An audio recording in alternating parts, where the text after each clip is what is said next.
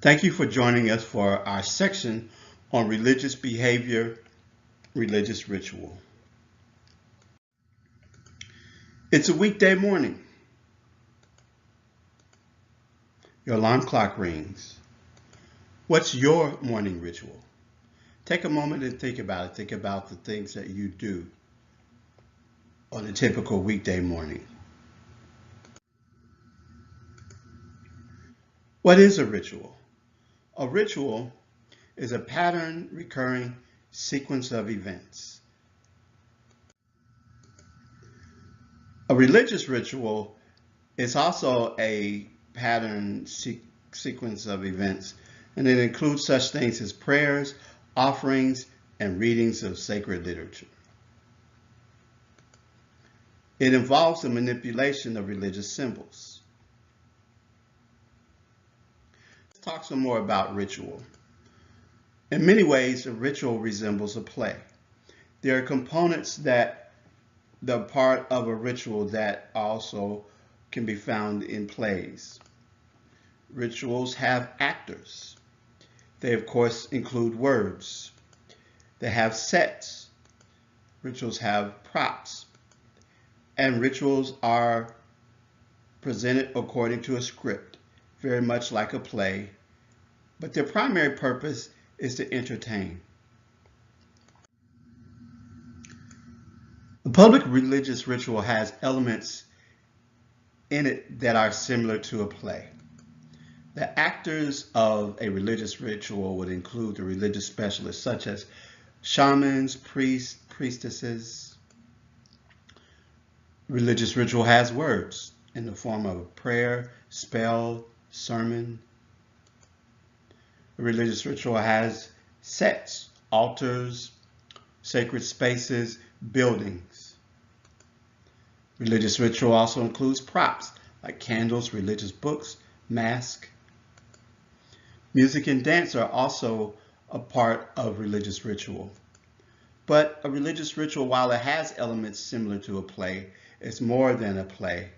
And we know that its primary purpose is not to entertain. I want to take a moment to talk about a figure that is mentioned quite often in your book, and that is Anthony F.C. Wallace, who wrote the seminal book Anthropology of Religion in 1966. And a lot of the books and other literature on anthropology of religion include a lot of Wallace's work. If you picked up an introductory text to cultural anthropology, the section on religious beliefs or supernatural beliefs very often will include information from Wallace. Wallace likens ritual and myth to the relationship between the hand and a glove.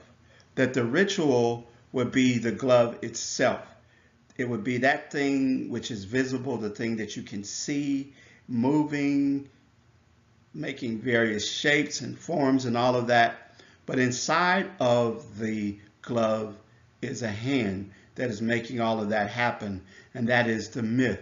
The beliefs or the myths or the sacred stories that are a part of a culture are the things that actually supply the action for rituals. The basics of ritual performance. There are prescriptive rituals, which basically are required to be performed by a deity or religious authority or tradition. There are certain elements, a part of it, that need to be performed. There are also situational or crisis rituals that are performed to meet the needs of an individual or community.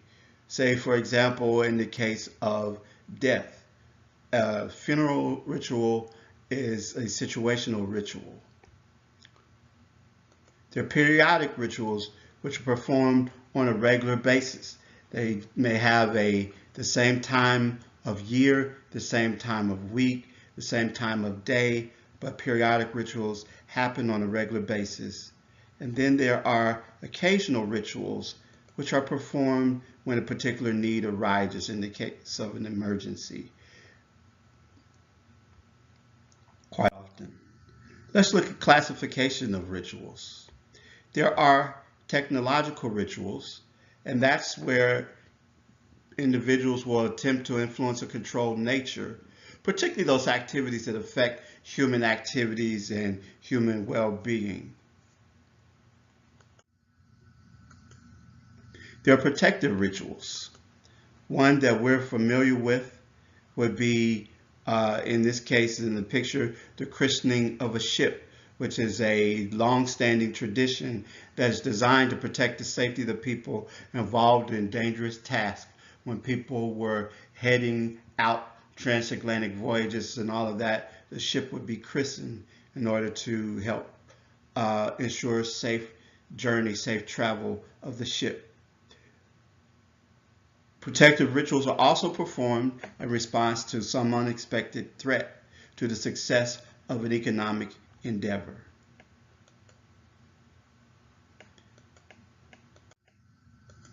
Therapy rituals. Of all of the tragedies that may befall the people, perhaps the most disturbing and disruptive are illnesses and accidents that lead to incapacity or death. All people have theories about the cause of illness and accident, and these are associated with techniques, including rituals for dealing with them. Therapy rituals are among the most important rituals found in many societies. The type of ritual will depend upon the cause of illness and the cause frequently being discovered by means of divination. This is an example of a sand painting by Navajo Indians that's not designed to be an art object, but rather is made as a part of an elaborate healing ceremony. The artist, or in the Navajo context, the medicine man, would use naturally colored grains of sand and pour them by hand to create these elaborate paintings. Once completed, the person who needed healing was asked to sit on the sand painting, which was supposed to act as a portal so that the healing spirits would come through the painting and heal the patient. Once the healing was over, then the painting was believed to have removed the illness from the patient and therefore had the illness contained within it. So at that point, the painting was destroyed. Let's look at some causes believed to be causes and the treatment of supernatural illnesses. The first would be object intrusion, and therapy ritual would be to massage or sucking to remove the object. Spirit intrusion, when unwanted spirit takes over the body of an individual. With spirit intrusion, exorcism is the method that is used in order to remove the unwanted spirit. Soul loss, and we'll talk about this more in the case of shamanism, but in many cultures, the idea when an individual becomes lethargic, they're not themselves, the idea is that they have lost their soul, and rituals are performed usually by a shaman to go into the spirit world, locate the soul, and return it back to the individual. Breach of taboo, when an individual has violated some taboo that's a part of a particular culture or society. One of the ways in which to correct that is by confession. With witchcraft, anti-witchcraft rituals that we will delve into later when we talk more about witchcraft are performed. And finally, if spirits and gods are believed to be the cause of illness, there'll be sacrifices and offerings made to appease the god or spirit believed to be responsible for the particular illness. Anti-therapy rituals are those that are actually used to bring about illness, accident, or death. When this particular ritual is directed towards a member of one's own community, the behavior is seen clearly as being antisocial. And the person who's responsible has to be identified, usually through some type of divination process. and stopped and punished. This is an example on this picture of the Aboriginal bone pointing, where they take a strand of hair, put it through a hole and secure it with a knot, and then the victim in public stands and points this bone at the person they believe to be the cause of their illness or the accident or the death of a relative or loved one. With ideological rituals, they're rituals that are performed to serve and maintain the normal functioning of community. Ideological rituals have functions as well because they define codes of proper behavior by defining good and evil, what's moral and what's immoral. They articulate the community's worldview. They assist people and the community in getting through a time of change and times of crisis. They facilitate the orderly running of the society. They tend to be conservative, sanctioning the social order. An important type of ideological ritual is the social rite of intensification. They're usually prescribed and they're periodic, and they include things like the weekly Sunday morning church service found in Christian churches, Jewish Sabbath rituals, the daily prayers of Muslims. Some rituals have aspects that can be classified in more than one category. For example, a funeral is a rite of passage for the individual that died and the rite of intensification for those that remain. Which brings us to another type of ritual, which is the rites of passage. The rites of passage are rituals that mark an individual's change of status. Rites of passage imprint the change in that person's social status on the minds of the participants, and they grant community approval of legitimacy for this particular change. Some rites of passage we're very familiar with. They can be things such as moving from childhood into adulthood. They can be birth rituals. They can be confirmations, quinceañeras, bar mitzvahs, and bat mitzvahs.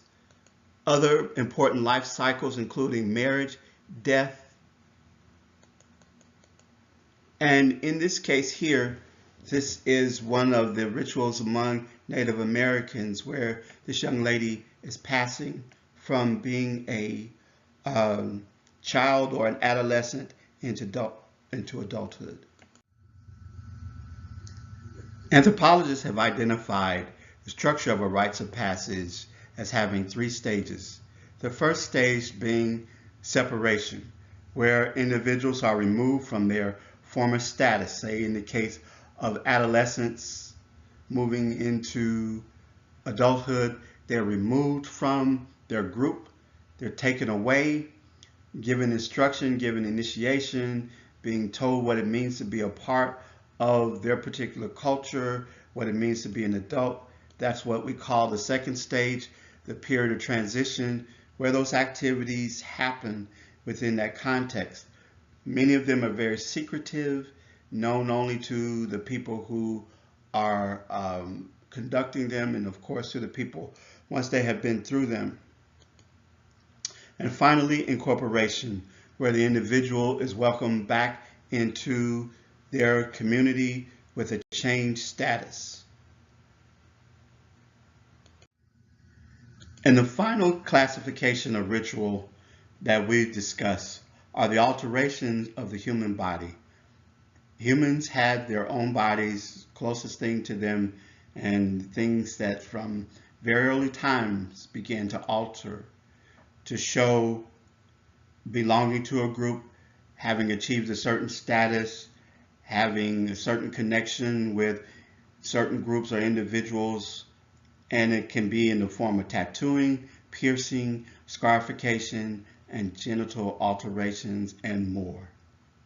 This concludes our section on religious ritual and behavior.